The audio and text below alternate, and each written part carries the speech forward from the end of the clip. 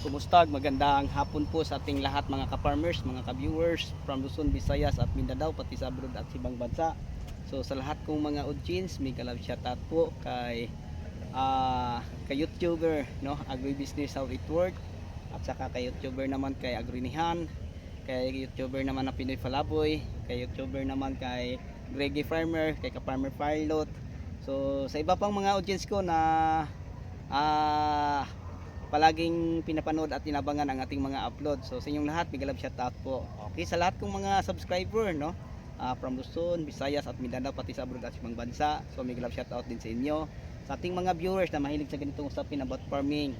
Okay, kung isa ka palang baguhan at mahilig sa ganitong usapin, paki-subscribe na lang po, no, sa ating munting YouTube channel para madagdagan nyo ang aking mga supporter sa ating gawa ng mga content about farming. So welcome back po sa ating usapang sa hapong ito mga ka-farmers, kung paano maghalo ng insecticide, fungicide at foliar na compatible. So dito po natin malalaman sa ating kwentuhan sa hapong ito. Okay, so ngayon mga ka-farmers, paano po ba tayo maghalo ng mga insecticide, fungicide, foliar na compatible? So din mga ka-farmers, sa ating kwentuhan malalaman po natin ang mga insecticide, fungicide at foliar na ating ginagamit na compatible. Kasi pag hindi compatible mga ka-farmers ay nakakasira din sa ating mga pananim, lalo na sa ating talong. Pag maghalo tayo mga ka-farmers ng insecticide at fungicide na hindi compatible, ay masisira din at saka magkakastress ang ating tanim. So una nating mapansin, malalagas ang mga bulaklak, no, sa ating talong. So yun po ang dahilan kung hindi natin maitama. So dito sa ating pintuhan mga ka-farmers, malalaman natin ang mga insecticide, fungicide na compatible. Okay? So yun po ang ating talking point mga ka-farmers. So ulitin ko, from Luzon, Visayas at Mindanao, sa lahat kong mga viewers, sharer at commentator, sa lahat kong mga subscriber, big love shoutout po at maraming salamat po sa inyong lahat. So ngayon mga ka-farmers, hindi na po natin patatagalin pa. Okay, so ano po ba ang insecticide at fungicide na compatible? Paano po natin sila malalaman? Okay, so mga ka-farmers, sa hapong ito, share ko lang po sa inyo example. Kung maghalo tayo mga ka-farmers ng insecticide, halimbawa sa white fly, kasi ang problema natin ay white fly. So ang insecticide natin gamitin, Alika. Example lang mga ka-farmers, Alika. Okay, ang Alika mga ka-farmers ay produkto po sa Syngenta. So saan tayo hahanap ng fungicide na compatible sa Alika? Okay, sa Syngenta lang din, same industry. Okay, ano pong pwede ihalo natin din mga ka-farmers sa ating Alika? Ang pwede nating ihalo din pwede ang Score. Ang AI ni Score mga ka-farmers ay difenoconazole. Okay, pwede si Score. Tapos si foliar, kahit anong mga ka-farmers pwede. Pwede ma-fitters, pwede ma-nutriplant, pwede din green acres. So yun po mga ka-farmers, no, ang foliar, kahit anong foliar pwede siya. So yun po ang example. Halimbawa mga ka-farmers, ay ang ginagamit nating insecticide, ito si Alika, ang AI niya lambda cyhalothrin at saka thimethoxam. So lahat ng mga may pakpak tulad ng white fly, may kakayanin siyang mag-control, no? Tapos sa uod meron din siya mga ka-farmers, dahil sa dalawa ang AI niya, no? Lambda cyhalothrin at saka thimethoxam. So pwede siya sa uod, pwede sa mga may pakpak tulad ng white fly. Okay? Okay, pangalawang example mga ka-farmers, ang gagamitin ninyo ay produkto sa FMC product. So baka naman MC. Ang gagamitin ng problema natin, example, fruit borer. Okay, nag-spray ta ng insecticide para sa fruit borer. Halimbawa, Binivia. Okay, Binivia.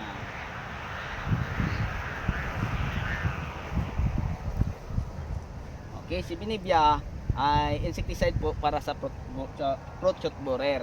Ano po ba ang pwede nating ihalo niya? Ang ihalo natin mga ka-farmers ay yung Purso. Okay? Purso. So yun po ang kakompatible niya sa ating Binivia. So ano po ang foliar natin mga ka-farmers? Kahit ano pwede.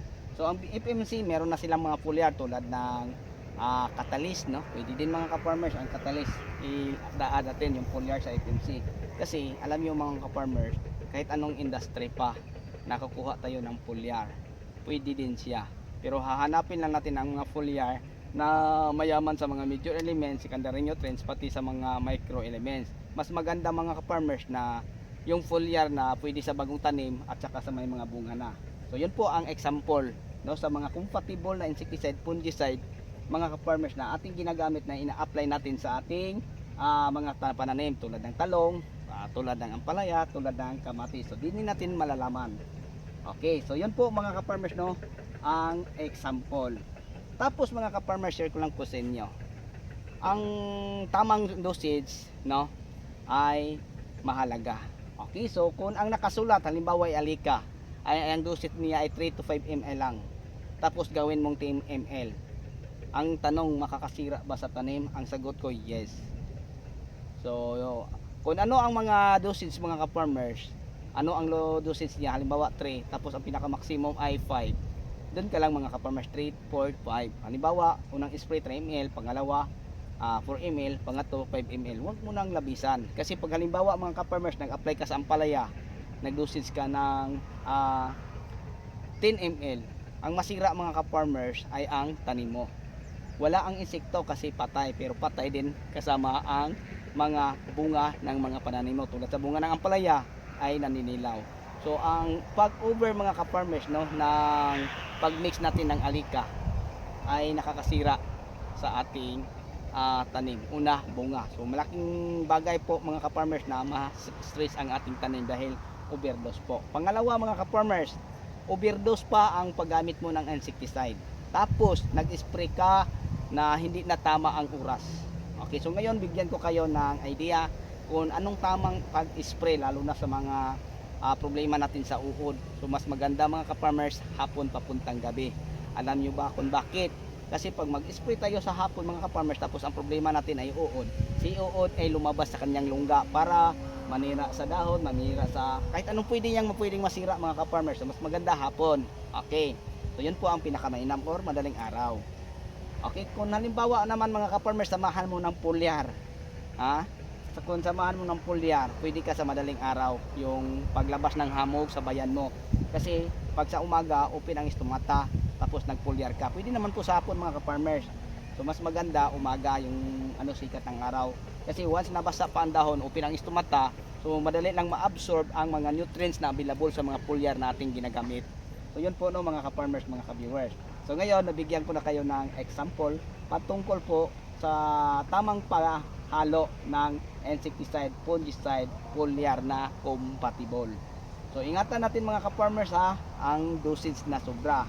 Kasi hindi lang ang mga festing insekto natin kinokontrol ang mga mamatay, pati din ang ating tanim ay makaka-stress. Pag mas stress lang mga ka-farmers, yan, kung sa talong, ang mga bulaklak ay malalagas, kung sa ampalaya ang bunga ay maninilaw, sa kamatis ganun din mga ka-farmers, ang bulaklak ay masusunog.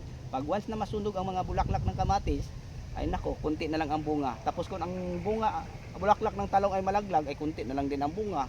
Kung ang bulaklak or bunga ng ating mga ampalaya ay madilaw kasi na lason mga ka-farmers sa overdose natin na paggamit ng insecticide, so kunti lang ating harvest.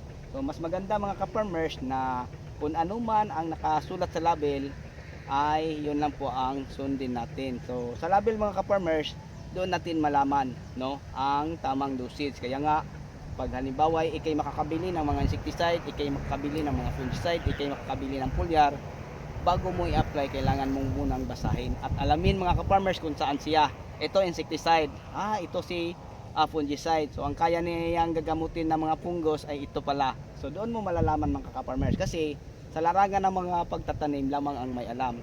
So kawawa kung wala kang alam mga ka-farmers kasi kung pag-usapan natin ng farming, napakalaki ang gasto. So kung wala kang alam, pwede kang matalo o yun na mga farmers, buinas na kung kumikita ka. So mas maganda na may idea tayo mga ka-farmers. Okay, so pasensya na po mga ka-farmers sa inyong lahat. Hindi po ako expert mag-explain patungkol sa mga chemical. So kung ano lang ang practice ko at natutunan ko, yun lang po ang pwedeng may share ko po sa inyo. Okay, so sana po sa mga baguhan at wala pang idea at lalo na sa hindi nakakaalam kasi